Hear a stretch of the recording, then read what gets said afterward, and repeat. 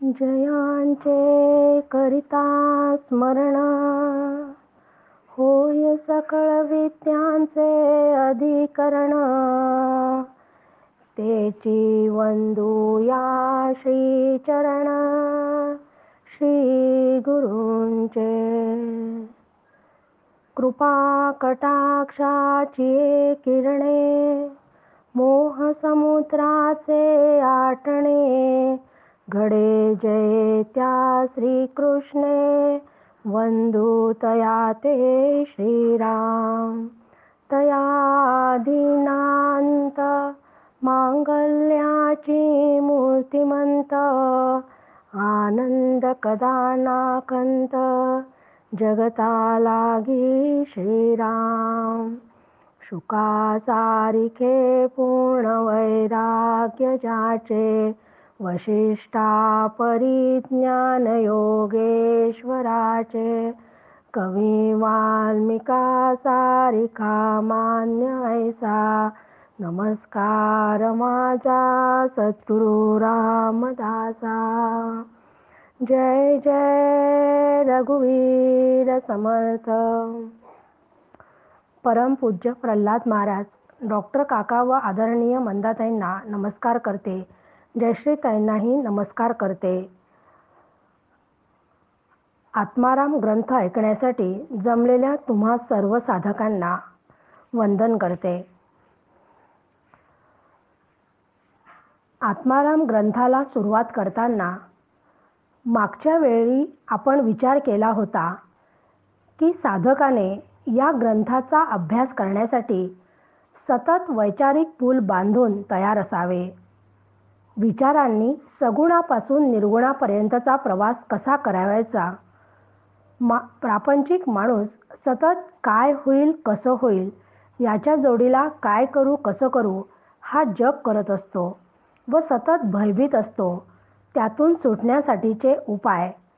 त्याचबरोबर हा ग्रंथ मराठीत असला तरी त्याचा दर्जा संस्कृत ग्रंथा इतका असून याही ग्रंथाला अनेक ग्रंथांचा आधार असून प्रत्यक्ष आत्मप्रचितीतून आत्माराम हा ग्रंथसुद्धा साकार झाला आहे. या सर्व गोष्टींचा विचार आपण मागच्या प्रवचनामध्ये केला होता.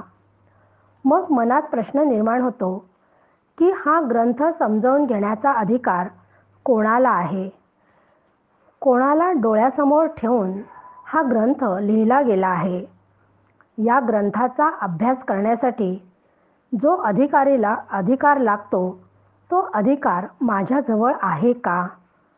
आणि तो अधिकार जर माझ्याजवळ नसेल तर तो अधिकार मला प्रयत्नपूर्वक कमवावा लागेल. त्यासाठी ग्रंथांचा अभ्यास करावा लागेल. असा अभ्यास व प्रयत्न करता करताच अधिकार निर्माण होतो आणि मग हळूहळू त्या ग्रंथाचा आपल्याला जो लाभ व्हायला पाहिजे तो लाभ होतो. अधिकार कमवणे का गरजेचे आहे तर तो अधिकार प्रयत्नपूर्वक जर हस्तगत केला तर बौद्धिक दृष्टीने तो ग्रंथ आपल्याला समजू लागतो. त्यासाठी अभ्यासाची आवश्यकता असते. त्यामुळे अभ्यास केला की त्याचे आकलन होते आणि आकलन झाले की त्यातील तत्वज्ञान अंतरंगात झिरपू लागते. कुठलीही गोष्ट अगदी मनापासून केली तर ती अंतरंगाला जाऊन भिडते. तेव्हा पाहिजे तसा त्याचा परिणाम घडतो. म्हणून प्रयत्नपूर्वक अधिकार प्राप्त करूनच ग्रंथ वाचावा. आपल्या घरामध्ये टाईल्स लावलेले असतात. टाईल्सवर पाणी सांडले तर ते सांडलेले पाणी एक तर वाहून जाते किंवा उष्णतेने तिथेच ते वाळून जाते. पण तेच पाणी जर जमिनीवर म्हणजे मातीवर पडले तर त्यातील काही पाणी वाहून जाते, काही पाणी वाळून जाते तर काही पाणी जमिनीत मुरते, झिरपते. अगदी त्याचप्रमाणे आपली बुद्धी जशी असेल, अधिकार जसा असेल तसे ते आतमध्ये झिरपते. टाईलसारखी बुद्धी असेल तर अजिबात झिरपणार नाही. म्हणून बुद्धी प्रयत्नांनी ती कमवावी लागते, तिला तल्लख करावं लागते की जसे बी पेरण्यापूर्वी मशागत केल्यावरच त्या जमिनीत बी पेरतात, तेव्हाच पेरलेले बी उगवते. मशागत केलेली नसेल तर बी पेरल्यावर ते फुकट जाते. तसेच आपणच आपली बुद्धी तपासून पाहायची. इतरांनी तपासायची गरज नाही. स्वतःच ती तपासायची की खरंच मी या ग्रंथाचे अधिकारी आहे का, आणि नसेल तर तो अधिकार स्वतः कमवायचा, स्वतःला ओळखायचे, मग अशी बुद्धी तयार करायची आणि अधिकार मिळवायचा.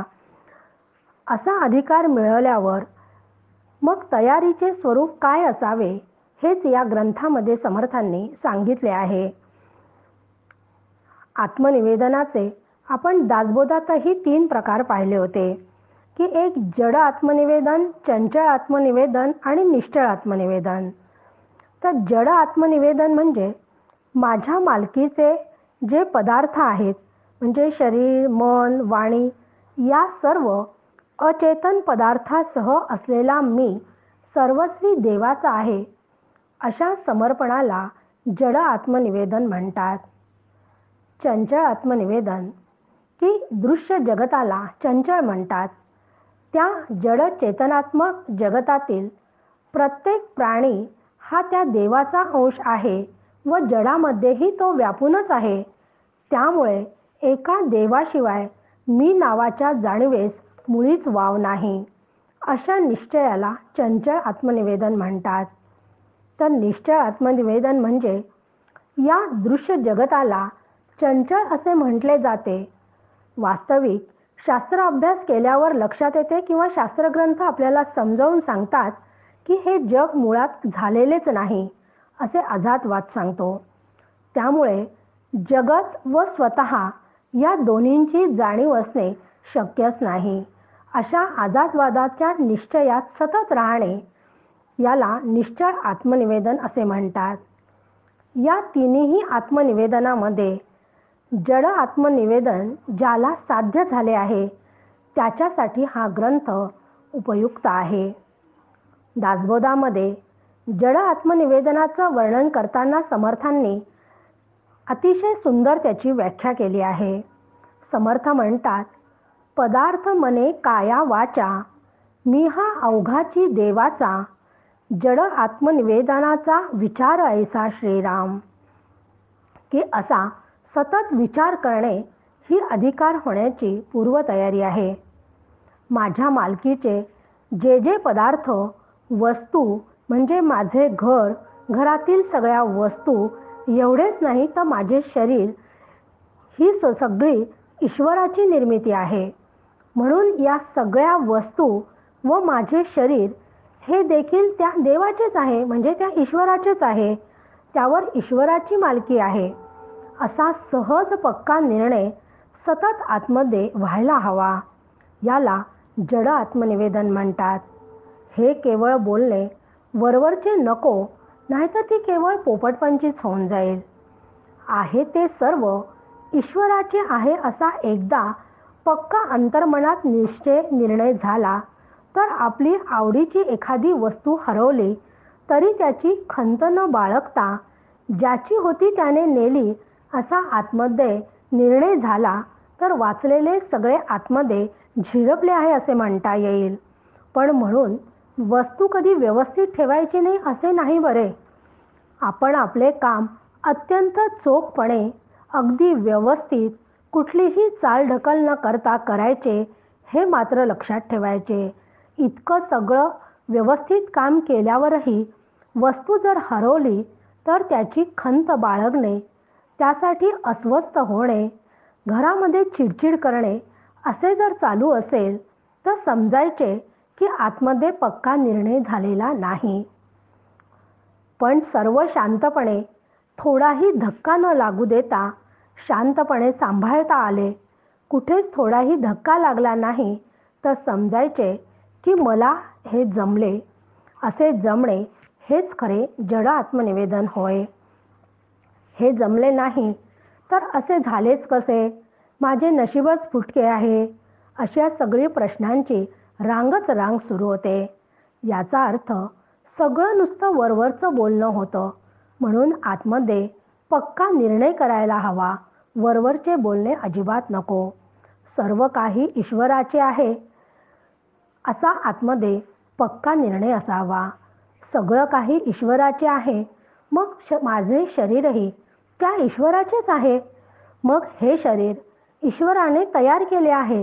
गीता सांगते की हे शरीर पंचमहाभूते व त्रिगुण अशा अष्टधा प्रकृतीचे आहे आणि अष्टधा प्रकृती ईश्वराने निर्माण केली, त्यामुळे शरीरही त्याचे आहे. मग ज्याचे होते त्याने नेले तर मग वाईट वाटण्याचे काही कारणच नाही ना. पण असं नुसतं कोणी म्हटलं तरी मनाला वाईट वाटायला लागते. खरं म्हणजे आपण उसने आणलेली वस्तू वापस करतो ना, तसेच हे शरीर त्याने निर्माण केले होते. ज्याचे होते त्यांनी नेले. ही मनाची तयारी झाली तर सगळं काही जमते. पण फार अवघड आहे हे. विचार करणाऱ्याला मात्र ते नक्की जमते. मग दुसरा प्रश्न निर्माण होतो की हे शरीर तर त्या ईश्वराने निर्माण केले आहे म्हणून त्याच्यावर त्याची मालकी हक्क आहेच. मग हे शरीर ज्याला मी माझे म्हणते ते शरीर मला मिळाले आहे की मी आणले आहे हो? आणले असते तर प्रत्येकाने सध्या आहे असे कशाला आणले असते ना. आहे त्यापेक्षा मी सुंदर असावे, मी बुद्धिमान असावे, रुबाबदार असावी, गोरी पाण असावी असं शरीर मी घेऊन आले असते. कारण साधी भाजी आपण आणायला मार्केटमध्ये जातो तर आपण कोवळी ताजी अशी सुंदर भाजी निवडून आणतो. मग शरीर जर मी आणले असते तर ते किती सुंदर आणले असते. पण हे शरीर मी आणलेले नाही तर ते मला मिळालेले आहे. याचा अर्थ हे शरीर मला ईश्वराने दिलेले आहे, तोच देणारा आहे आणि तोच नेणारा आहे. हे लॉजिकली आतमध्ये बसून घ्यायला हवे. म्हणजे लॉजिक आणि शास्त्र जमून जाते.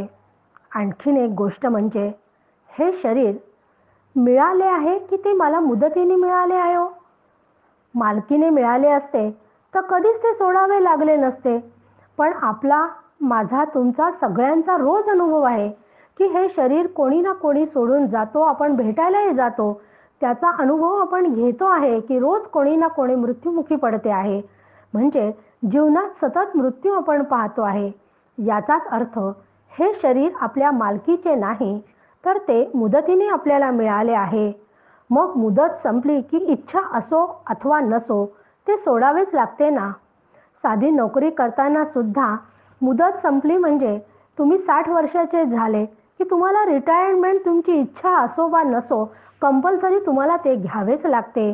अगदी तसेच आहे की आपली मुदत संपली की ईश्वराचे बोलावणे आले की ते शरीर सोडून जावेच लागणार आहे.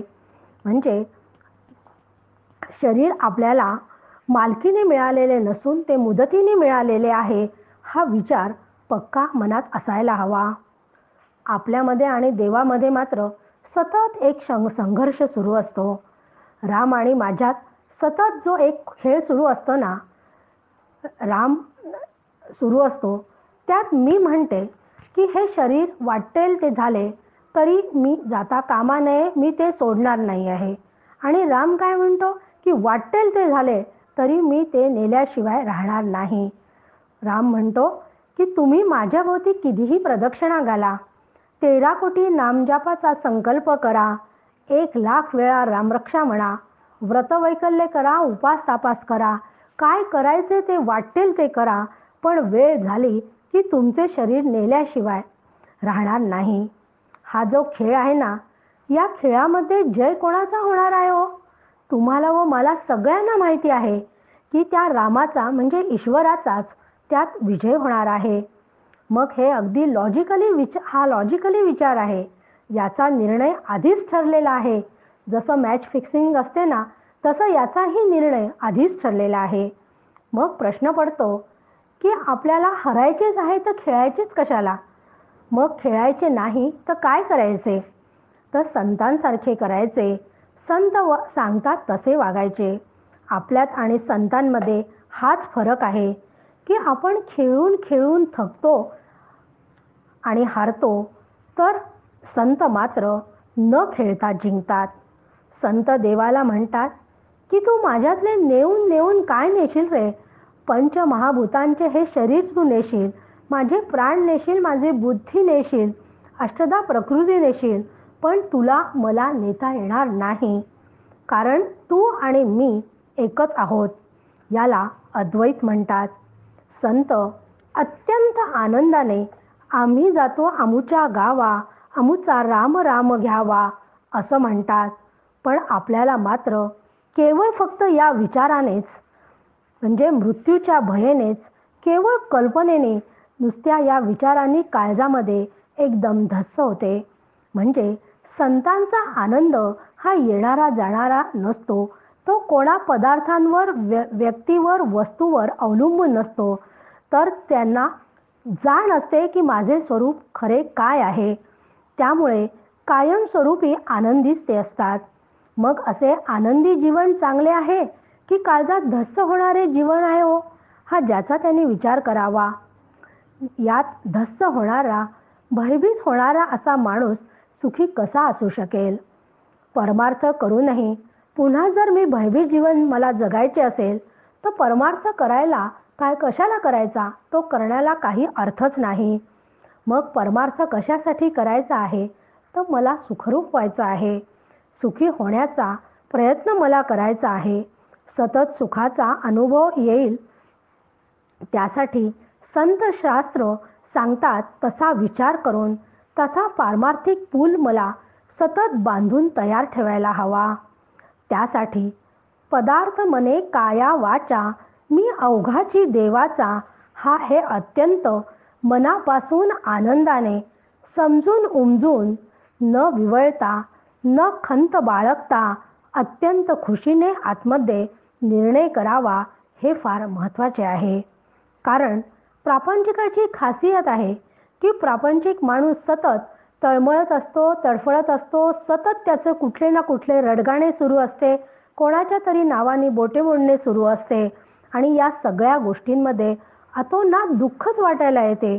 मग या दुःखातून जर मला दूर वाहून आनंदात जीवन जगायचे असेल तर हा विचार आपल्याला शास्त्र सांगते आणि त्या शास्त्राचा विचार आपण या ग्रंथातच करणार आहोत. तरच आपण या दुःखातून दूर होऊन आनंदी जीवन जगू शकू. म्हणून या ग्रंथाचा अभ्यास करताना अगदी शास्त्रशुद्ध पद्धतीने आपण अभ्यास करणार आहोत. कुठल्याही ग्रंथाचा अभ्यास करायचा असेल तर त्या ग्रंथाचा अभ्यास करताना अनुबंधाचा विचार करावा लागतो. मग अनुबंध म्हणजे काय? तर अनुबंध म्हणजे ज्याचा अर्थ असा की अभ्यासाची एक चौकट तयार करणे, त्याला अनुबंध म्हणतात. आणि अशा चौकटीमध्ये अभ्यास केला तर तो अभ्यास अर्थपूर्ण होतो. त्या अभ्यासाला योग्य दिशा मिळते आणि अशा चौकटीचा विचार केला नाही तर कोणतेही वळण लागण्याची शक्यता नाही. मग माणूस भरकटतच जातो. म्हणून अनुबंध चतुष्टाचा अभ्यास करावा लागतो. म्हणून कुठलाही ग्रंथ अभ्यासताना अनुबंधाचे 4 घटकांचा विचार आधी करायचा आणि त्यानंतर ग्रंथाला सुरुवात करायची. कारण त्यामुळे आपल्याला या ग्रंथामधून काय मिळणार आहे आणि मला काय साध्य करायचे आहे या दोन्हीही गोष्टी आपल्याला माहिती होतात. अनुबंधाचे 4 घटक म्हणजे ग्रंथाचा अधिकारी कोण आहे, ग्रंथाचा विषय काय आहे, ग्रंथाचे प्रयोजन काय आहे आणि ग्रंथाचा संबंध काय आहे. या 4ही घटकांचा आपण आता हळूहळू विचार करूयात. ग्रंथाचा अधिकारी कोण?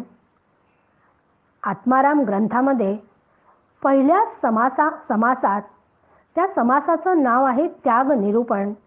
त्या पहिल्या समासात त्याग निरूपणामध्ये 19व्या ओवीत समर्थ या ग्रंथाचा अधिकारी कोण आहे याचे वर्णन करतात. समर्थ तिथे सांगतात आहे की तुवा आशंका नाही घेतली, परी मज तुझी चिंता लागली, काजे तुझी भ्रांती फिटली नाहीच अद्यापि श्रीराम. की या ओवीमध्ये समर्थांनी ग्रंथाचा अधिकारी कोण हे आपल्याला सांगितले. खरंच संत किती कृपाळू, दयाळू, शिष्यांची काळजी वाहणारे असतात नाही. बऱ्याच वेळा आपण प्रवचनं कीर्तने ऐकतो, ग्रंथाचा अभ्यास करतो, ती वाचतो, पण त्यातील अनेक गोष्टी आपल्या लक्षात येत नाही. परमार्थ क्षेत्रातील अधिकारी व्यक्ती, संत, सद्गुरू सतत शिष्यांना म्हणत असतात की तुम्ही यातल्या शंका विचारा, आम्ही शंकांचे उत्तर द्यायला तयार आहोत.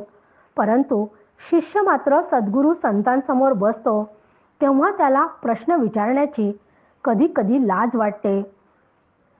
आध्यात्मिक क्षेत्रामध्ये जायचे आणि इतके छोटे छोटे प्रश्न त्या सद्गुरूंना विचारायचे तर कोणी मला काय म्हणेल याची लाज वाटते. त्याचप्रमाणे मला काहीच समजत नाही असं लोकांना वाटलं तर माझी किंमत कमी होईल, लोक मला नावं ठेवतील, म्हणून प्रश्न विचारायची लाज बाळगतात. मनामध्ये संकोच निर्माण होतो, भीती वाटते. परंतु संत इतके कृपाळू असतात की त्यांच्या लक्षात येते की शिष्याने प्रश्न विचारले नाही तरी त्याच्या मनात अनेक शंका प्रश्न अजूनही आहेतच.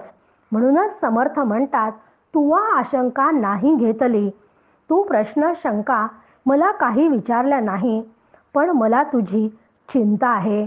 कारण ही चिंता काय आहे की तुझी भ्रांती अजूनही फिटली नाही, तू अजूनही भ्रमात आहेस याची जाणीव सद्गुरूंना होते.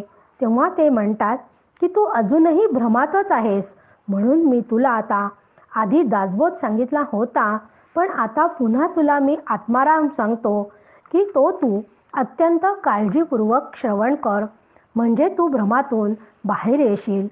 अशा भ्रमात अडकलेले जे कोणी असतील ते सगळे या आत्माराम ग्रंथाचे अधिकारी आहेत.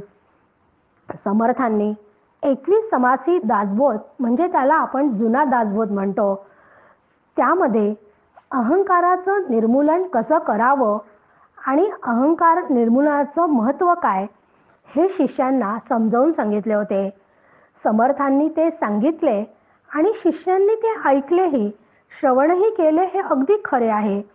तरीही शिष्याचा अहंकार गेलेला नाही, म्हणून मी तुला पुन्हा आत्माराम ग्रंथ समजावून सांगतो असे समर्थ म्हणतात.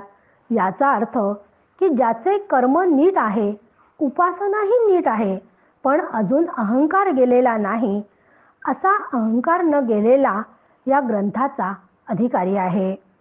परमार्थात अहंकार निर्मूलन अत्यंत महत्त्वाचे आहे. म्हणून हा ग्रंथ व्यवस्थित ऐकून त्यावर विचार केला तर आपला अहंकार हळूहळू कमी होऊ शकतो. म्हणजे अहंकार जायला या ग्रंथाची आपल्याला मदत होते. पण अहंकार इतका सूक्ष्म आहे की तो केव्हा कधी कुठे अचानकपणे वर येईल हे अजिबात सांगता येत नाही. कारण बऱ्याच वेळा हा अहंकार आहे हे पण आपल्या लक्षात येत नाही की आपण एखादं वाक्य असं बोलतो, त्याच्या मागे अहंकाराचा दर्प असतो, पण आपल्या लक्षातही येत नाही की हे आपला हा अहंकार वर आला आहे आणि म्हणून आपण असं बोलतो आहे. कारण हा अहंकार इतका सूक्ष्म आहे की तो कधी कधी लक्षातही येत नाही. मग हा अहंकार अनेक प्रकारचा असतो. श्रीमंतीचा अहंकार असतो, बुद्धिमत्तेचा अहंकार असतो, सौंदर्याचा अहंकार असतो, कीर्तीचा असतो, आपल्या व्यवसायाचा असतो. कारण व्यवसायात जर आपल्याला खूप यश मिळाले तर तो सुद्धा अहंकारच निर्माण करतो. किंवा एखाद्या नोकरीवर मोठ्या पदावर तुम्ही अधिकारी असाल, कलेक्टर असाल किंवा प्रिन्सिपल वगैरे असे असेल, मोठ्या हुद्द्यावर असेल, तर त्या नोकरीवरच्या पदाचा सुद्धा माणसाला अहंकार निर्माण होतो. आणि अहंकारी माणसाची बोलण्याची जी पद्धत असते ना, त्या बॉडी लँग्वेजवरूनच आपल्या लक्षात येते, ती काही वेगळीच असते. तो सतत आतमध्ये सुद्धा घुमसत असते, त्याच्या अहंकार आतमध्ये घुमसत असतो. आणि जिथं अहंकार सतत घुमसत असतो तिथे शांती असणे शक्यच नाही. आणि जिथे शांती नसते तिथे आत्मज्ञान होणे कदापि शक्य नाही. म्हणून मी ज्ञानी आहे, मी जीवनमुक्त आहे असा थोडाही अहंकार जिथं शिल्लक असतो तिथे आत्मज्ञान होत नाही. असा जोपर्यंत शरीर सापेक्ष मी आणि प्रपंच सापेक्ष माझे असा मी आणि माझेचा अहंकार भ्रम आहे, तोपर्यंत आत्मारामाचे दर्शन होणे कदापिही शक्य नाही. मग हे आत्मदर्शन करण्यासाठी साधकांना काय करावं लागते? तर साधकांना परमार्थात क्रमविकासाला अत्यंत महत्त्व आहे आणि तो क्रमविकासानेच अध्यात्म म्हणजे परमार्थ साधकांना साधता येतो. उत्तम सहज अवस्था, मध्यमा ध्यानधारणा, तृतीया प्रतिमा पूजा, तीर्थयात्रा अधमात अधम. या ओवीत तीर्थयात्रेला सर्वात शेवटचे स्थान दिले आहे, म्हणजे सर्वात कमी दर्जाचे साधन म्हटले आहे. मग प्रश्न पडतो की तीर्थयात्रा करावी की करू नये? परमार्थ साधण्यासाठी तीर्थयात्रा सुद्धा आवश्यक आहे, कारण ते पण एक साधनच आहे परमार्थ मार्गाचं. परंतु परमार्थ साधण्यासाठी साधकाने टप्प्याटप्प्याने एक एक पायरी चढत विकास करायला हवा. हळूहळू एक एक गोष्टींचा विकास होत गेला तर विकासाला मजबूत बैठक प्राप्त होते. आणि जसं पाया मजबूत असेल तर त्यावर उभी केलेली इमारत मजबूत असते, अगदी त्याचप्रमाणे आहे की परमार्थातही असा क्रमाने विकास होणे व मजबूत होणे अपेक्षित आहे. सुरुवातीला तीर्थयात्रा करणे ठीक आहे, पण तीर्थयात्रांपासूनच परमार्थ मार्गाला सुरुवातही करावी हेही बरोबर आहे. पण तीर्थयात्रेपेक्षा प्रतिमा पूजन करणे जास्त चांगले आहे. प्रतिमा पूजनापेक्षाही आपल्या घरातील देवासमोर अथवा एखाद्या मंदिरात ध्यान धारणा व त्याहीपेक्षा अत्यंत श्रेष्ठ अशी सहज अवस्था सर्वात उत्तम आहे. म्हणून साधकाने याच क्रमाने शक्यतो आपला विकास करून घ्यावा. यातील सहज अवस्था हे साधन नाही, तर ती अवस्था आहे. ती जर मिळवायची असेल तर तीर्थयात्रा, प्रतिमापूजन, ध्यानधारणा यामध्ये अडकून न राहता या तिन्ही मधून हळूहळू पुढे गेले पाहिजे. जेव्हा मी मुक्त आहे असा विचार आपण करतो, तेव्हा मी मुक्त असे म्हटले की त्यात द्वैत आलेच ना, की मी आणि मुक्त हे द्वैत झालं. मग तिथे दुसरं आलाच, म्हणून मी मुक्त म्हटले की तिथे अजून बद्धता आहेच. कारण खऱ्या मोक्ष अवस्थेत बद्ध आणि मुक्त म्हणजे मोक्ष दोन्हीही नाहीत. अशा अवस्था असणे याला सहज अवस्था म्हणतात. कुठलेही साधन करत असताना साधनेला नेहमी मूल्य आणि मर्यादा असते आणि ती लक्षातच घ्यावयास हवी. कारण प्रत्येक गोष्टीला एका ठराविक हद्दीपर्यंतच मूल्य असते. जेव्हा विद्यार्थी पहिल्या वर्गामध्ये प्रवेश घेतो तेव्हा तो सुरुवातीला त्याला शाळेमध्ये अ आ इ शिकवल्या जाते. मग ते पाठ तो गिरवीत असतो, ते पाठांतर करत असतो, ते शिकतो, तेव्हा त्याला अत्यंत मूल्य आहे यात शंकाच नाही. पण त्याला मूल्य कुठपर्यंत आहे हो? तो वरच्या वर्गात जाईपर्यंत. म्हणजे एकदा तो वरच्या वर्गात गेला की त्याचे मूल्य संपते. म्हणजे मग त्याला ते शिकण्यासाठी, गिरवण्यासाठी त्याला मर्यादा आहे, मग त्याची आवश्यकता पडत नाही. म्हणजे हे मूल्य आणि मर्यादा लक्षात घेतल्याशिवाय पुढची प्रगती जीवनामध्ये होऊ शकत नाही. पुढची प्रगती होण्यासाठी मूल्य आणि मर्यादा याची चांगली जाण असावयासच हवी. त्याशिवाय पलीकडे आपल्याला जाता येणार नाही. पलीकडचा प्रवास करण्यासाठी आधी मला भ्रमातून सुटावे लागेल. त्यासाठी पुढची प्रगती व्हावी अशी तळमळ असावी लागते आणि अशी तळमळ असणारेच या ग्रंथाचे खरे अधिकारी आहेत. त्यांनाच या ग्रंथाचा खरा लाभ होणार आहे. नंतर अनुबंध चतुष्टाचा दुसरा घटक म्हणजे ग्रंथाचा विषय. या ग्रंथाचा विषय कोणता आहे हे आपण आधी लक्षात घेतले तर आपल्याला अभ्यास करायला सोपे जाते. ग्रंथाचा विषय निश्चित असला म्हणजे त्या विषयाच्या अनुसंधानाने आपण अभ्यास करतो. अनात्म म्हणजे मायिकाचा त्याग केला असता आत्मानुभव येतो याचा आपण बऱ्याच वेळा अभ्यास केला आहे आणि हाच या ग्रंथाचा मुख्य विषय आहे. आणि या ग्रंथाचा मुख्य विषय समर्थांनी माया निरूपण हा आत्मारामचा दुसरा समास त्यामधल्या 9व्या ओवीमध्ये हा विषय सांगितला आहे. समर्थ त्यात सांगतात, म्हणून नाशिवंत तितुका मळ, तुवा त्यजावा अमंगळ, तो गेलिया तूची केवळ, आहेस बापा श्रीराम. की म्हणजे शरीराच्या संदर्भात व दृश्य जगाच्या संदर्भात जे जे काही आपल्या डोळ्यांना दिसते ते सगळं नाशिवंत आहे. ते सर्व मळस्वरूप आहे आणि तो मळ जर तू काढून टाकलास तर मूळचा जो तू आहेस तेच फक्त शिल्लक राहते आणि तेच तुझे खरे स्वरूप आहे. हाच या ग्रंथाचा मुख्य विषय आहे. म्हणून प्रत्येक वेळी ही ओवी डोळ्यासमोर ठेवून या ग्रंथाचा अभ्यास केला, विचार केला तर त्याचे भान सतत आपल्याला राहते आणि असे मिथ्यत्वाचा भान सतत राहिले की हळूहळू त्या मिथ्यत्वाचा निश्चय होण्यास मदत होते आणि असा निश्चय पक्का झाला की मला मायेच्या पगड्यातनं बाहेर पडता येते. मग असे भान सतत ठेवले तर मला या ग्रंथाचे जे फळ मिळायला हवे ते मिळते. जे जे नाशिवंत आहे त्याचा त्याग केला असता जे अविनाशी आहे तेच फक्त शिल्लक राहते आणि तेच तुझे स्वरूप आहे. शरीराच्या संदर्भात जर विचार केला तर लक्षात येते की आपल्याला हे जे शरीर दिसते ना, हे शरीर विनाशी आहे. हे शरीर चालवणारा आत्मा मात्र अविनाशी आहे. मला ज्या शरीराविषयी अत्यंत ममत्व वाटते, मला माझ्या बुद्धीवर माझं ममत्व आहे, माझ्या गोऱ्या रंगाविषयी, सौंदर्याविषयी या सगळ्या गोष्टींवर सतत ममत्व वाटत असते.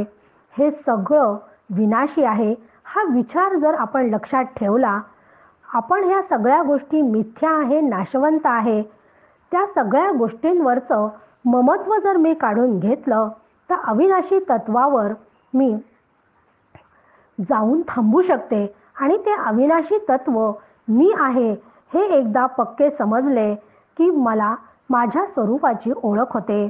परंतु या शरीराविषयीच्या सगळ्या गोष्टींविषयी ममत्व आहे इतके आपल्या आतमध्ये दडून बसलेले आहे की आपण आपली ओळखच, आयडेंटिटीच त्याला बनवून टाकतो की मी म्हणजे कोण आहे. तर एखादा जर माणूस लेक्चरर असेल किंवा प्रिन्सिपॉल असेल तर तो आपली ओळखच प्रिन्सिपॉल म्हणूनच करतो. म्हणजे प्रिन्सिपॉल झाल्यानंतर, रिटायर्ड झाल्यानंतरही त्याला जर कोणी आवाज दिला किंवा प्रिन्सिपल साहेब तर लगेच हा वळून पाहतो. मग त्याला असं वाटते की आपल्यालाच त्याने आवाज दिला आहे, म्हणजे तो प्रिन्सिपल म्हणूनच स्वतःची आयडेंटिटी बनवतो. एखादी व्यक्ती दिसायला अतिशय सुंदर असेल तर तीच त्याची आयडेंटिटी आयुष्यभर तो धरून ठेवतो आणि तसंच तो जगत असतो. परंतु जेव्हा तरुण अवस्था असते तेव्हा ते सौंदर्य खुलते, पण ही तरुण अवस्था जेव्हा संपते म्हणजे मनुष्य वृद्धत्वाकडे जायला लागतो, जेव्हा त्याचं वय 60-70 वर्षाचं होतं तेव्हा शरीराचे तेज कमी होते, अंगावर सुरकुत्या पडतात, तेव्हा चेहराही कसा तरी दिसायला लागतो, तेव्हा त्याची आयडेंटिटी सुद्धा मग डिस्टर्ब होते आणि जेव्हा आयडेंटिटी डिस्टर्ब होते ना तेव्हा माणूस कोलमडतो. मग त्याला खरंच माझे शरीर ही माझी आयडेंटिटी मग असू शकते का हो? ती माझी आयडेंटिटी असूच शकत नाही, कारण शरीर नाशवंत आहे आणि या नाशवंत शरीरात जे अविनाशी तत्व आहे तीच खरी आयडेंटिटी असायला हवी. ती कोण्या एका जीवाची नसून सगळ्या जीवांची एकच आयडेंटिटी आहे, ती म्हणजे आत्मा. बाकीच्या सगळ्या आयडेंटिटी आहेत या तात्कालिक आहे, काही दिवस टिकणाऱ्या आहेत आणि हळूहळू त्या सगळ्या नष्ट होणाऱ्या आहेत, पुसट होत जाणाऱ्या आहेत. मग शिल्लक काय उरते? तर फक्त माझे मूळचे स्वरूप म्हणजे आत्मा शिल्लक राहतो. म्हणून अविनाशी आत्म्याचाच विचार घट्ट धरून ठेवावयाचा, विनाशी गोष्टींचा त्याग करायचा. त्यांना जर पकडून ठेवले तर मग विनाशी गोष्टी जर पकडून ठेवल्या तर दुःख, यातना, व्यथा, निराशा आयुष्यभर त्याच आपला पाठलाग करत राहतात. ती निराशाच आयुष्यभर निर्माण होत राहते. या सगळ्यातून मला जर सुटका करून घ्यायची असेल तर परमार्थाचे उद्दिष्ट समोर ठेवावयासच हवे. असे परमार्थाचे उद्दिष्ट जोपर्यंत स्पष्टपणे आपल्याला कळत नाही की मला परमार्थ कशासाठी करायचा आहे, त्यातून मला काय मिळवायचं आहे, काय आकलन करायचं आहे, तोपर्यंत परमार्थ खरंच अवघड आहे. पण एकदा या सगळ्या संकल्पना शास्त्राच्या द्वारे आपण समजून घेतल्या, परमार्थ केल्याने मला काय सुख आनंद मिळणार आहे हे एकदा माहिती झाले, तर मग परमार्थ अवघड नाही. पण एकदा ते नीट समजून घेतले तर त्यातली गूढता मग निघून जाते आणि खरा परमार्थ साधता येतो. म्हणून हा ग्रंथ वाचताना जे जे काही विनाशी आहे ते सर्व मला टाकायचे आहे असे या ग्रंथात सांगितले आहे. अविनाशी आहे ते पक्के धरून ठेवायचे आहे. अर्थात पक्के धरून अविनाशी तत्व पक्के धरून ठेवा अथवा ठेवू नका, ते राहणारच आहे असं ते अविनाशी तत्व आहे आणि ते मी आहे असा आपला जेव्हा निर्णय होईल ना, त्यावेळी अभ्यासाचे सार्थक झाले असे समजायचे. असे विचाराने हळूहळू जे जे नाशिवंत आहे ते ते आपल्यापासून दूर करत गेले, त्याचा त्याग करत गेलं की मग त्याचं आणि आपलं काय नातं आहे हे एकदा स्पष्ट करून घेतलं, तर मग शरीराच्या संबंधात आलेली प्रत्येक गोष्ट कशी नाशिवंत आहे, माझा प्रत्येक अवयव, माझ्या प्रत्येक पेशी कशा नाशिवंत आहे हे लक्षात यायला लागते. या सगळ्या नाशवंत गोष्टी दूर केल्या की जे उरते जे शिल्लक राहते ते मी आहे. हा या ग्रंथाचा मुख्य विषय आहे. मग हा मुख्य विषय ग्रंथ सुरू करण्यापूर्वीच सांगण्याचे कारण काय आहे हो? काहीतरी प्रयोजन असेल ना त्याचं, म्हणूनच तर समर्थांनी ते आपल्याला सांगितलं आहे. हा विषय ग्रंथ सुरू करण्यापूर्वी सांगण्याचं एकच कारण आहे की अभ्यास करताना मला हे भान असावयास हवं की मला या ग्रंथातून काय मिळवायचं आहे, मला यातून काय अचीव करायचं आहे याचं भान असावयास हवं. आणि विषय माहिती असेल तर याचं भान ठेवण्यास मदत होते. अनुबंध चतुष्टाचा तिसरा घटक म्हणजे प्रयोजन. समर्थांनी त्याग निरूपण या पहिल्या समासामध्ये आत्मारामच्या प्रयोजन याचे काय आहे हे सांगितले आहे. समर्थ म्हणतात, दासबोधीचे समासी निर्मूळ केले मीपणासी, तया निरूपणे ही वृत्तीसी पालट दिसेना श्रीराम. की दासबोधाचा अभ्यासानंतरही अजूनही अहंकार शिल्लक राहिला आहे, तर साधकाने आत्मारामाचे चिंतन करावे, हेच या ग्रंथाचे प्रयोजन आहे. अहंकारी माणूस स्वतः तर दुःखी असतोच, पण त्याच्या संबंधात येणाऱ्या इतरही लोकांना तो दुःखी करत असतो.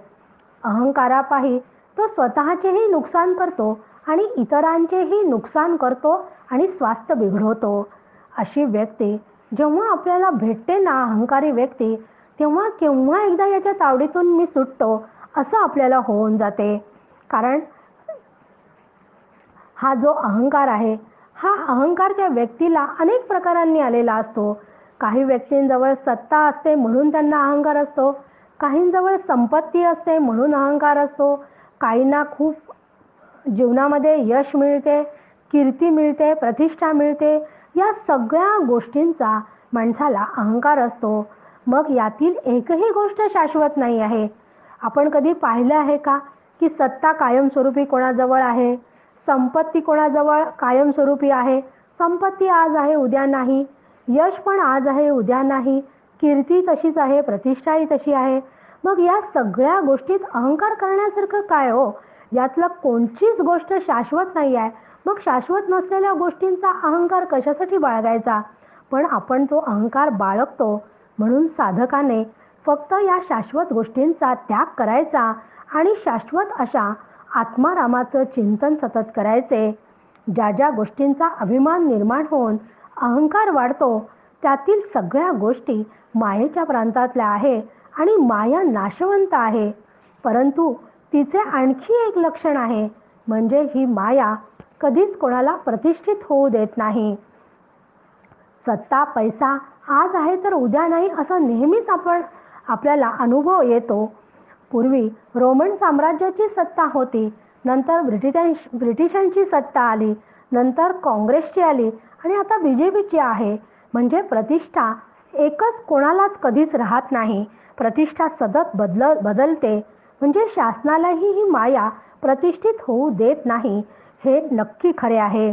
मोठे मोठे श्रीमंत उद्योगपती असतात, त्यांचेही उद्योगधंदे रसातळाला जातात. म्हणजे अत्यंत श्रीमंत असणाऱ्यांना उद्योगपतींनाही ही श्रीमंत म्हणून जी प्रतिष्ठा आहे ना, ती प्रतिष्ठा कधीतरी त्यांची सुद्धा रसातळाला जाते. म्हणजे प्रतिष्ठित असणाऱ्या घराण्यांचं सुद्धा तसंच असते. त्या घराण्यांची प्रतिष्ठा सुरुवातीला आधी खूप असते, नंतर मात्र तशी ती राहत नाही टिकून, ती लयाला जाते. अशा या मायेचा संपूर्ण शरीरावर आणि या दृश्य जगतावर अंमल चालतो. पण फक्त आत्मस्वरूपावर मात्र या मायेचा अंमल चालत नाही.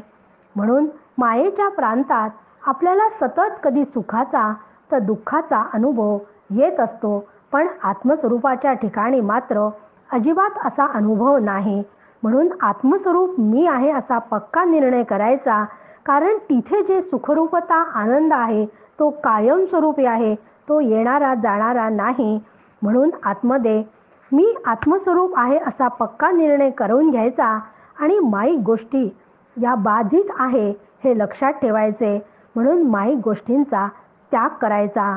माईक गोष्टी जाणाऱ्या आहेत. ज्यावेळी अशा प्रतिष्ठित एक दिवस प्रतिष्ठा एक दिवस जाणारच आहे, मग हा सगळा विचार जर मी आधी करून ठेवला न तर प्रतिष्ठा गेल्यावर किंवा यश आधी आलं आहे मग अपयश आलं तर त्या अपयशाचा परिणाम आपल्यावर होत नाही.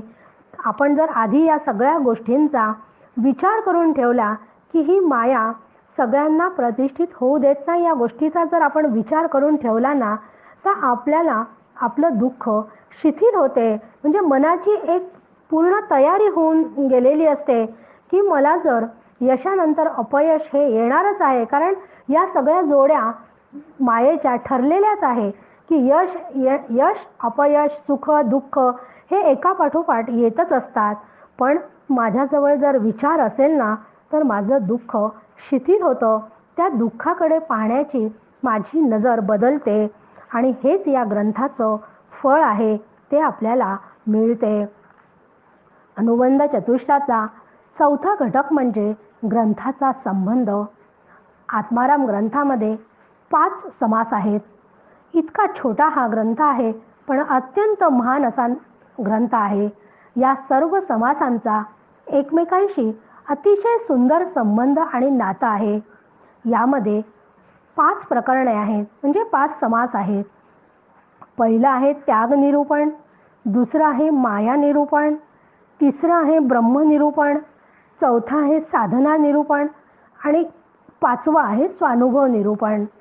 मग यामध्ये सगळ्यात पहिलं जे प्रकरण आहे ना त्यामध्ये त्यांनी त्याग करायला सांगितलं आहे. म्हणजे या त्याग कशाचा करायचा, काय सोडायचे हे सांगितले आहे. मग हा त्याग करायचा आहे, काही सोडायचं आहे, तर मग हे सोडायचं असेल तर मला काय करायला हवं, तर मला सोडायचं असेल तर मला मायेचा आधी अभ्यास करावा लागेल. म्हणून माया निरूपण सांगितलं आहे की मला मायेचा त्याग करायचा आहे आणि जे जे माईक आहे त्या सगळ्या गोष्टी सोडून द्यायच्या आहेत. मग मायेचा मला जर त्याग करायचा असेल तर ही माया कशी निर्माण झाली आणि हिचं अधिष्ठान कोण आहे याचा विचार करावा लागेल. म्हणून मायेचं अधिष्ठान असलेले ब्रह्मनिरूपण हा 3रं प्रकरण सांगितलं आहे. मग या ब्रह्माचा अनुभव येण्यासाठी मला काय करायचं आहे, तर त्यासाठी मला साधना करावी लागेल. म्हणून 4थं प्रकरण साधना सांगितलं आहे. साधना केल्याने अनुभव येतो, म्हणून 5वं प्रकरण स्वानुभव निरूपण आहे.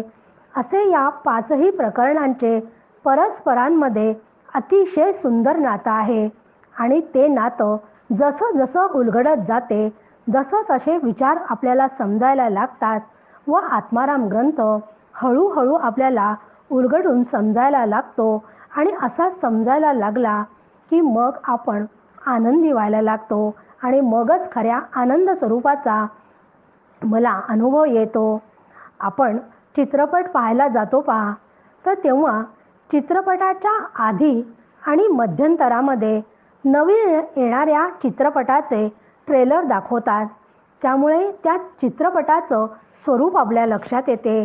त्याचप्रमाणे आत्ता आपण जे 4 अनुबंध चतुष्ट पाहिले, जे 4 घटक पाहिले, त्या अनुबंध चतुष्टामुळे ग्रंथाचे स्वरूप कळते व ग्रंथाच्या अंतरंगात शिरण्यास अनुबंधाचा विचार साधकाला अत्यंत उपयोगी ठरतो.